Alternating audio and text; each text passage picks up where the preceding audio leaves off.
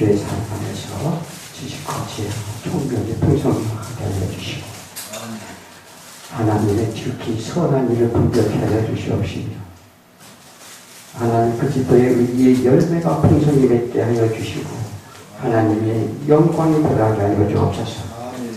우리가 모든 하나님의 나라의 백성이며 하나님 빛과 소금이 되게 하여 주시고 또 오늘 선포되는 말씀이 진리의 말씀만 선포케 하여 주옵시며 온전히 은혜에 하나님의 영광이 드러날 수 있는 이 시간이 되게 하여 주옵소서. 우리 주께 감사드리며 우리 주 예수 그리스도 이름 받들어 기도드렸사옵나이다. 할렐루야. 반갑습니다. 오늘 말씀은 창세기 6장 1절을 그래서 8절 다 아시는 홍수의 심판 이야기입니다. 성경은 언약의 말씀이죠. 그래서 하나님의 약속의 말씀을 우리는 믿습니다. 그래서 구약과 신약으로 나누어지죠. 그래서 하나님의 계속적인 하나님의 언약의 말씀이 창세기부터 계속이 됩니다. 그렇다면 우리 심판은 무엇입니까? 우리가 심판이 목적이 아닌 이 하나님의 언약의 약속의 말씀임을 우리는 믿으시기 바랍니다. 자, 성경은 하나님의 스토리죠. 그래서 예수님이 예루살렘 성전에 나올 때 제자들이 물어봤어요. 우리가 종말의 때가 언제냐고 물어봤습니다. 사람들의 관심이 우리가 지금도 심판의 날 정말 어떤 하나님의 이렇게 징조를 먼저 보이신다고 약속을 하셨으니까 어떤 전쟁이나 기근이나 뭐 이런 문제가 발생을 하면 종말의 때가 왔다 이렇게 예측하시는 분들도 상당히 많습니다. 그러나 우리는 그 시와 때를 알지 못한다고 말씀하셨어요. 자, 그런데 오늘 이 홍수의 심판의 말씀처럼 우리가 어느 때 종말이 올지라도 우리에게는 하나님이 주 안에 있는 자에게는 도적같이 오지 않는 줄 믿으시기 바랍니다. 자, 우리가 참 하나님이 언제 심판이 올까? 이 두렵다는 것은 우리가 정말 계시록의 마지막에 뭐라고 말씀하십니까? 주 예수여 어서 오시옵소서. 네, 우리는 예수 그리스도께서 이 땅에 오신 그 하나님의 뜻과 계획하신 목적이 이 땅에서 이루어질 때 그때는 그때의 종말이 온다고 우리는 성경에서 말씀하십니다. 그러므로 우리는 어떠한 경우에라도 하나님을 바라보고 믿고 의지하면 밭을 갈다도 또 그 다음에 맷돌질 하라도 하나님 나라에 들려 올라갈 줄 믿으시기 바랍니다. 그래서 아무런 걱정이 없죠. 그래서 오늘 말씀은 그래서 심판의 목적이 아닌 우리의 구원의 약속이자 하나님의 신실하신 계기로 또 우리에게 보여주는 메시지인 줄 믿습니다. 자, 에스겔서에 보면 에스겔서 16장에 보면 이런 얘기가 나와요. 하나님이 예루살렘을 보니 모두 피투성이가 되어 죽을 지경인데 그래도 너희는 살아있어. 그 이유는 너희들이 여전히 발가벗었기 때문이다. 이에 불쌍히 여겨 내 옷을 내게 덮어 수치를 면하게 하고 내게 속하게 하였느니라. 물로 네 죄를 씻어주고 기름으로 발라주고 수놓은 피다한 옷을 입힐 것이며 또 가죽신을 신기고 또 손목에 폐물을 목에는 목걸이를 코에는 코걸이를 귀에는 귀걸이를 달아주고 왕관을 내게 씌우고 고운 밀가루 꿀과 기름을 바르고 왕의 지위로 세우시겠다 약속하셨습니다. 자, 이스라엘 민족이 하나님의 말씀에 불순종을 해서 예루살렘에 있는 모든 백성들뿐만 아니라 유다 백성들이 바벨론의 침투로 인해서 바벨론의 침략으로 인해서 그들이 전부 죽게 생겼어요. 자, 그럼에도 하나님께서는 이 약속을 하시는데 이것은 뭐냐? 하나님이 그들을 징벌을 하기 위한 목적이 아니라 그들을 어떻게 해요? 지금 이 모습을 보니까 우리를 아름다운 신부로 만들어 주시겠다는 약속입니다. 그러므로 계시록에서 혼인잔치에 초대받은 성도들이 상징적인 모습을 나타내는 장면이기도 합니다. 우리가 피로 얼룩진 것, 피로 얼룩진 모든 죄를 씻어주고 깨끗한 세마포를 입혀서 등장하는 것과 같다는 얘기를 이 말씀을 하십니다. 그런데 우리가 이것을 한번 살펴볼 필요가 있어요. 구약의 제사장 옷은 무엇으로 만들고 무엇을 의미하는가입니다. 우리가 나중에 천국에 가면 만인의 제사장으로 삼으신다고 그랬습니다. 그죠? 그러면 구약의 제사장은 무엇을 의미하는가? 레위기 8장에 보면은 구약의 제사장을 부릅니다. 아론과 그의 아들들을 불러서 그들이 죄를 씻기고, 그러니까 물로 씻기고, 또 이 옷을 만들어서 이 에봇과 겉옷과 속옷을 아주 아름답게 만들어가지고 그 안에 우림과 tum빔을 넣게 해서 머리에 관을 씌우고 영원한 제사장의 모형으로 세우십니다. 자, 그런데 우리가 모세가요, 시내산에 갔을 때 무엇을 받느냐면 성막을 지으라 이렇게 합니다. 이게 출애굽기 25장에 나오는 얘기죠. 성막을 지어라 이렇게 말합니다. 그래서 성막을 어떻게 짓는지에 대해서 하나님은 다 알려주십니다. 그리고 이 출애굽기 28장 29장에 가면은 무슨 얘기를 하면 제사장의 의복에 대한 얘기가 나옵니다. 5세대에 설명하죠. 그래서 뭐냐면 이것은 성막과 제사장의 옷은 의미적인 것이 있기 때문에 같이 연결돼서 말씀을 하시는데, 그것은 의미를 상징을 같이 담고 있는 것을 말합니다. 왜 성막과 제사장의 옷을 만들어 짓는데 일일이 하나님께 설명하시고, 이것은 하나님께 하시고자 하는 뜻이 있기 때문에 그렇게 설명하십니다. 자, 성막의 지형도의 시작은 뭐로 만들었어요? 세겹으로 되어 있어요. 그리고 그 두께가 10cm가 됩니다. 그래서 이게 출애굽기를 잘 보면 제사장의 옷의 재질과 시장이 같이 만들어집니다. 이것은 뭐냐면 제사장의 옷의 재질과 시장의 재질이 같은데 지성소에 감싸고 있는 것과 제사장의 옷의 세겹은 반대로 만들어집니다. 무슨 얘기냐면 이 지성소에 만든 그 천은 뭐냐면 언약궤를 감싸고 있어요. 이 언약궤를 감싸서 그 영광이 어디에요? 지성소 안에 거하도록 합니다. 근데 이 제사장의 옷은 뭐냐면 그 반대로 만들어야 되는데, 이 속옷과 겉옷을 말고 에봇에 12개의 보석을 답니다. 그게 12지파 상징한다고 하기도 하죠. 근데 뭐냐면 그것은 12지파라는 것은 우리가 그냥 보여주는 것이고, 하나님이 의도하는 그게 뭐냐면 12지파를 통한 하나님의 빛을 말합니다. 하나님의 영광을 나타내는 거죠. 그래서 제사장은 하나님의 영광을 밖으로 드러내도록 이렇게 옷을 만드는 거예요. 그러면 그거와 무슨 상관인가? 우리가 이 어린 양이 신은 세마포 옷을 입는다고 그랬어요. 이 완성된 하나님의 영광을 드러내기 위해 이제 하나님의 구약서부터 약속하신 약속의 말씀을 증거하기 위함인데, 우리는 신앙생활의 목적이 뭐라고 했죠? 하나님의 영광을 돌리는 것이라고 이렇게 말합니다. 그러니까 늘 하나님의 영광을 돌리자고 하면 그건 무엇이 하나님의 영광을 나타내는 것인지 우리는 알아야 영광을 드러낼 줄 믿습니다. 만물에 하나님의 영광을 드러낸다고 그랬어요. 또 그래서 우리가 해와 달과 별을 통해서, 또 그 다음에 만물의 식물과 동물을 통해서 이 하나님의 영광을 드러내는 하나님의 섭리를 나타내고, 그 안에 하나님이 살아계심을 역사하신다 이렇게 말씀하십니다. 그래서 너희가 하나님을 모른다고 아무도 핑계치 못하리라고 말했어요. 자, 그런데 하나님의 것들이 밖으로 드러난 것을 하나님의 영광이라고 말하는데, 하나님은 우리가 하나님의 영광을 입고 있다 표현을 합니다. 하나님의 영광을 입고 있대요. 그래서 이는 하나님의 영광을 비치니 밖으로 드러날 것이다 이렇게 말합니다. 우리가 하나님의 무엇을 해서 영광을 나타내는 것이 아니라 하나님이 내 안에서 영광을 내 밖으로 발산되어 갔을 때 하나님의 영광을 드러낸다 이렇게 말합니다. 그 얘기는 무엇입니까? 성령님을 얘기하는 거죠.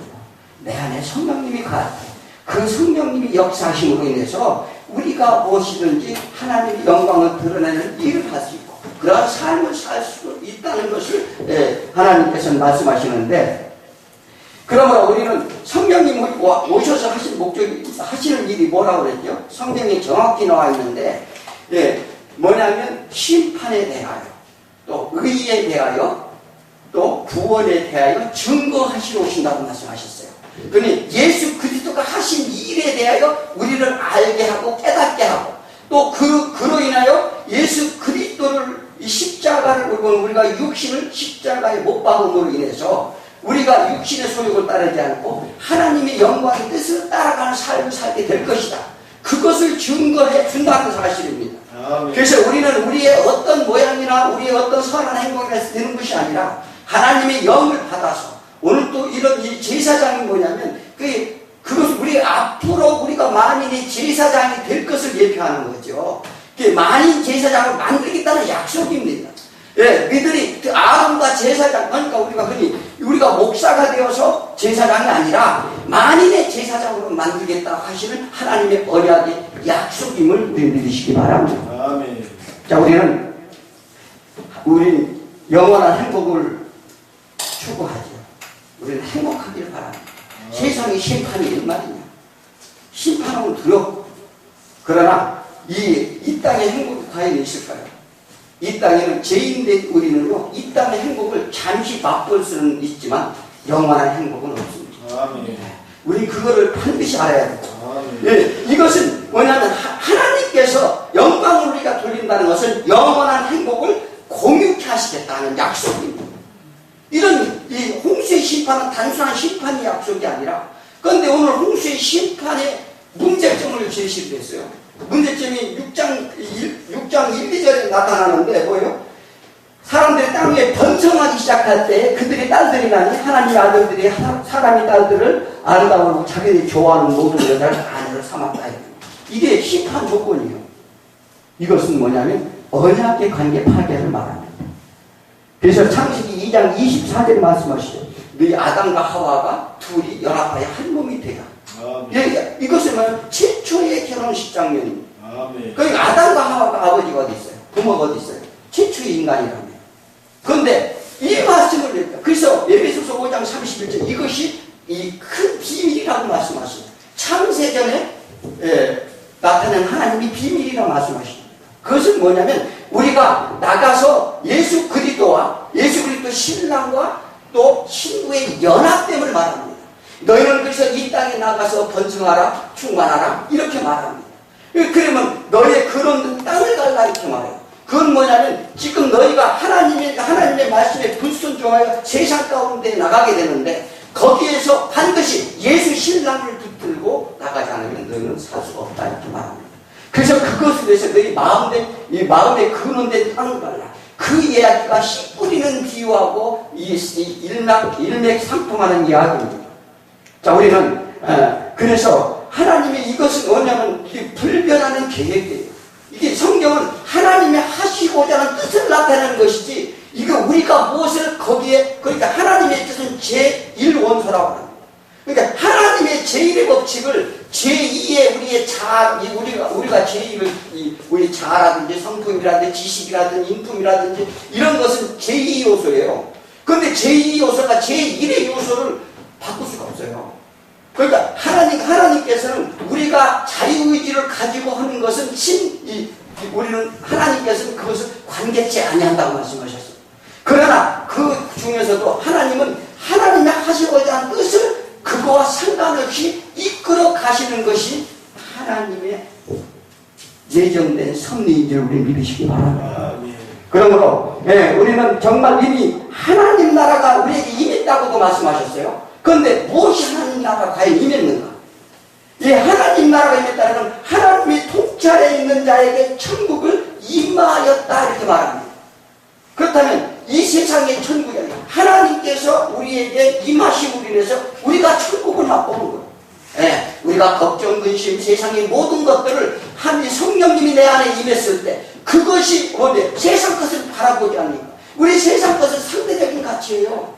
그렇잖아요? 자, 예를 들어서 우리가 내가 수십억을 들여서 내가 아름다운 집을 지어놨는데 아무도 와서 도와주지 않으면 어찌할까? 가치가 있을까요? 아무런 가치가 없어요. 이것은 뭐냐면 우리는 상대적인 우리는 숫자 노릇을 하고 살아요. 우리는 숫자에서 벗어나지 못합니다. 그러나 이 하나님께서는 뭐냐면 그것을 우리에게 우리의 성령님이 오시면 어떻게 그것을 벗어나게 해준다는 사실입니다. 예, 그래서 상대적인 가치를 우리가 계산하지 아니하기 때문에 보지 아니하기 때문에 내가 행복한 거예요.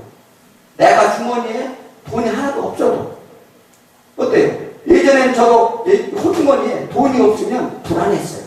하나님을 제대로 만나지 않았을 때는 불안했어요. 그러나 주머니에 돈이 하나도 없어도 하나도 안 불안해요. 왜? 내가 부자니까. 마음의 부자니까. 이게 천국이라는 것입니다. 그래서 이미 너희에게 나를 믿는 자는 이미 천국이 임하였느니라 이렇게 말씀하십니다. 그러므로 하나님의 영광을 믿는다는 거예요. 하나님의 선하신 뜻에 순종하는 자에게 하나님이 부으시기에 기뻐하시는 하나님의 생명력을 말합니다. 네, 하나님의 생명력. 거룩하신 하나님의 성품, 영광과 존귀를 나타내는 신도가 되라는 하나님의 말씀입니다. 아멘. 그것이 은혜를 입은 것을 우리는 믿으시기 바랍니다. 아멘. 이것이 하나님과 혼인 언약의 비밀이라 이렇게 말합니다. 이보다 더 완벽한 것이 어디 있어요? 그래서 마태복음 19장 5절에 말씀하시기를 그러므로 사람이 그 부모를 떠나서 아내와 합하여 그들이 한 몸이 될지라 이 하신 것을 너희가 읽지 못하였느냐? 그런즉 이제 둘이 아니요 한 몸이니 그러므로 하나님이 짝지어진 것은 사람이 나눌 수 없느니라 이렇게 말했어요. 자, 우리는 이 부분을 굉장히 오해를 하는데, 그러니까 우리가 이 신앙생활을 하면서 이혼을 해야 되느냐 말아야 되느냐 이렇게 성도들이 상담해 오는 경우가 있어요. 자, 그런데 우리는 그러니까 하나님이 짝지어주셔서 헤어지지 말라 했다. 그러니 너희는 헤어지면 안 됐다 이렇게 말합니다. 지금 성경에서 하시는 말씀은 그런 의미가 아닙니다. 왜? 하나님은 그러니까 하나님과 짝지어준 게 누구예요? 예수 그리스도와 우리 신부 이야기를 하는 것입니다. 그게 모세에게 말하죠. 뭐냐면 이혼을 어떻게 모세는 이혼을 하는데 이혼 증서를 써주라고 했는데 어찌 우리 헤어지지 말라고 합니까? 그러니까 그것은 너희 마음이 완악했기 때문에 완악해서 그렇다 이렇게 예수님이 말씀하셨어요. 자, 그 얘기는 뭐냐면 자 그래서 이스라엘 민족이 하나님 말씀에 불순종해서 정말 죽을 지경에 있을 때 하나님께 백성들이 기도합니다. 하나님 어찌 우리를 저희들을 버리시나이까? 저희들을 버리실 것입니까? 물었을 때 야 내가 너희들에게 언제 이혼 율서를 써줬더냐 이렇게 물어봐요. 그 얘기는 뭐냐면 나는 너희가 이혼을 잘했다는 거예요. 그리고 사람이 사랑 안에서는 사람이 나눌 수 없다고 이렇게 말을 해요. 그래서 하나님과 우리와의 관계는 아무도 세상에 무엇도 사단도 아무도 우리를 나누게 하지 못한다 이렇게 말씀하시는 것입니다. 또 사도 바울이 뭐랬어요? 너희가 이혼을 하려고 하면 정말 너희가 신앙생활에 지장이 되고 방해가 되면 그러면 이혼해라 이렇게 말을 했어요. 이 같은 맥락의 이야기입니다. 그러므로 우리는요 그래서 그러면 뭐 결혼을 해야 되느냐 말아야 되느냐 그렇게 사도 바울이 되게 이 날때도 또 고자도 있고 하나님 나라를 위해서 혼자 된 자도 있고 네, 다 다르다는 것입니다. 그러므로 우리가 거기에 제약받지 정말 하나님의 뜻이 무엇인가를 알았을 때는 정말 내가 신앙생활을 하는데 부인이든 남편이든 그로 인해서 정말 신앙생활을 내가 못할 적이라면 내 생명이 먼저 살아야 되는 게 우리는 원칙인 줄 믿으시기 바랍니다. 그러므로 우리는 이러한 모든 것들이 진정하게 믿는 하나님과 혼인관계에 대한 말씀이라는 것을 우리는 아시기 바랍니다. 아멘. 이 소망의 언약관계를 하나님께서 누가 깨뜨리겠느냐? 아무도 깨뜨릴 자가 없다는 것입니다. 이 하나님 이스라엘 민족에 그들이 죄로 포로로 잡혀갔고 그들이 고통을 받지만 그러나 내가 너에게 징계 내리는 것은 나와의 언약 관계를 너희가 이 호세에서 잘 나와 있죠. 온전한 신부로 만들려 한다 이렇게 말씀하십니다. 인간의 혼인 언약은 너희들이 마음대로 헤어지지만 하나님의 혼인 언약은 반드시 이루어지라는 것을 믿으시기 바랍니다. 아멘. 자, 신부의 옷은 제사장이라는 것, 그 옷은 성막의 내용을 담고 있단 말이었어요. 그러므로 제사장이 무엇을 하는지 구약에서 설명을 합니다. 출애굽기 28장 1절에 보면 아론을 불러 제사장을 삐고 거룩하고 아름답게 영화롭게 하라 이렇게 말해요. 우리 신앙의 목적이 뭐라고요? 거룩하고 바른다. 우리가 하나님을 영화롭게 하는 거잖아요. 네. 이 제사장이 하는 일이 그 일을 하라는 거죠. 그래서 뭐냐면 고린도 5장 고린도 5장 2절에 보면 참으로 우리가 여기서 탄식하며 하늘로부터 오는 우리 처소로 덧입기를 간절히 사모하라. 우리가 천국에 가는 걸 사모하는데 뭐냐면 하늘나라 처소로 덧입기를 사모하라고 말씀하셨어요. 자, 그 얘기 뭐냐면 이 신부 제사장의 옷을 세마포로 입기를 사모하라는 것인데, 그래서 너희를 왕같은 제사장으로 다 만들겠다는 약속입니다. 하나님이 자신의 옷자락으로 덮으셔서 세상의 모든 고통으로부터 벗게 하시고 영화롭게 하실 것이 약속인데, 자, 루시 보아스의 시집을 갔어요. 자, 그런데 루시 어떻게 됐어요? 나오미를 쫓아서, 자기 시어머니 나오미를 쫓아서 타작마당에서 타작을 할 때 밤새 타작을 하는데 발치 밑에서 잤어요. 그래서 보아스가 그것을 보고 겉옷을 덮어줬어요. 이게 무엇인지 아십니까? 이게 혼인언약식이에요. 그러니까 루시 얘기해요. 주여 나에게 그 겉옷을 덮어주옵소서 이렇게 말합니다. 그것은 뭐냐면 나와 혼인을 해 주옵소서 얘기해요. 예, 그러므로 그렇게 덮음을 받아야. 그래서 이 아담과 하와가 죄를 졌을 때 가죽옷으로 덮어주잖아요. 그러니까 하나님께서는 그 약속을 하시는 거예요. 창세 전서부터 그것이 비밀을 가지고 그 계획을 이루기 위해서 예수 그리스도 오셨다는 걸 믿으시기 바랍니다. 그러므로 제사장이 지성전에 들어갔는데 죄가 있으면 죽었습니다. 그러므로 구별된 삶을 살도록 했는데, 그런데 아무도 그 죄를 가지고 하나님이 갈 수 없는데 예수의 신부가 되면 제사장 옷을 선물로 보냅니다. 그들이 유대인 결혼식은요 반드시 예식 전에 예복을 보내요. 그 관습이에요. 예복을 입어야만이 입은 자가 혼인잔치에 들어갈 수가 있어요. 그래서 이 성경에 나오죠. 잔치를 초대를 했는데 예복을 입지 않은 자가 있어 그들을 내쫓았다 이렇게 말합니다. 그래서 그들의 관습법으로 지금 설명을 하는 거죠. 그래서 하나님께서 이렇게 하나님 처소를 덧입는다는 건 뭐예요? 이게 하나님이 영인에게 그여서 우리가 육신을 벗고자 함이 아니요 하나님의 처소를, 예수님이 가실 때 내가 너희 처소를 예비하는 가노라 이렇게 말씀하셨어요. 그 처소라는 게 무엇입니까? 우리는 전부 물질의 세계를 살아서 뭐냐면 천국을 공간의 개념으로 봅니다. 그 영이 갇혀있으면 안 되죠. 그래서 우리 공간의 개념이라 환경의 개념이에요. 그러니까 영생은 누구든지 다 합니다. 주기 믿는 자들은. 그런데 우리가 천국을 가느냐, 그러니까 환경이 좋은 데를 가느냐, 그렇지 않고 지옥을 가느냐야 되는 거죠. 그러니까 우리는 이 물질 세계에 갇혀서 우리는 그거를 보고 판단한다는 사실입니다. 그러면 우리는 예수 그리스도의, 그러니까 신부의 옷, 그 예복을 우리는 준비하는 것입니다. 그래서 너희가 거룩한 신부로 만들어서 내가 너희들을 초청을 해서 너희들에게 그 옷을 입혀서 내 신부로 삼으려 합니다. 그래서 어떻게 해요? 요한계시록 19장에 가면은 혼인잔치가 벌어지죠. 이게 혼인 시집을 시작을 해서 혼인잔치를 끝나는 게 성경입니다. 우리를 신부로 만들려고 하는 거죠. 그래서 왕같은 제사장, 예수님께서 성전을 왜 허물었어요? 예수님이 성전을 나오시면서 이 일을 내 3일 만에 헛거리라. 옛 성전은 무너져야 되는 거예요. 왜? 옛 성전이 무너져야 이게 내가 제사장이 될 수가 있어요. 네. 왜냐하면 너희는 이제 내 옛 성전이 무너뜨려야만이 너희가 성전이 될 것이다. 아멘. 우리가 교회가 무엇입니까?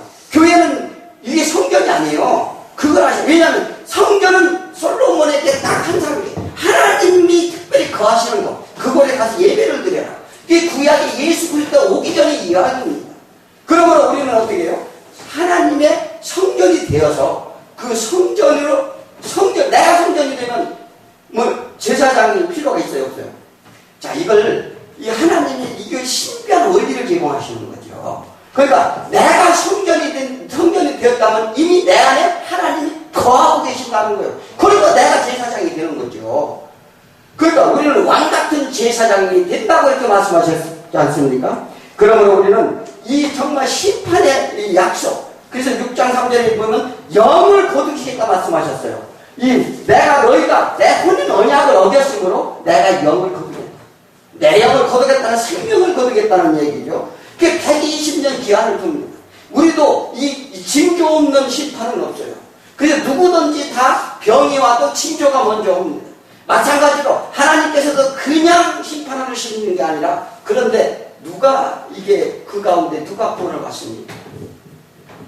오늘 6장 8절을 보니까 그러나 노아는 여호와께 은혜를 입었다. 아멘. 우리는 하나님의 은혜를 입어야 될 줄 믿습니다. 아멘. 네, 하나님의 은혜를 입어야 삽니다. 우리가 무엇을 선해서 착해서 이스라엘 민족을 왜 그들을 선택했느냐 물어봤어요. 그랬더니 너희가 작은 자이고 소수이고 지극히 작은 자이기 때문에 내가 너희를 불렀다는 거예요. 그러니까 하나님의 주권, 하나님의 토기장이신 하나님께서 부르시고 은혜를 줄 자에게 주셔서 우리가 하나님을 믿고 이렇게 나온 것, 정말 이것이 보다 감사할 게 없어요.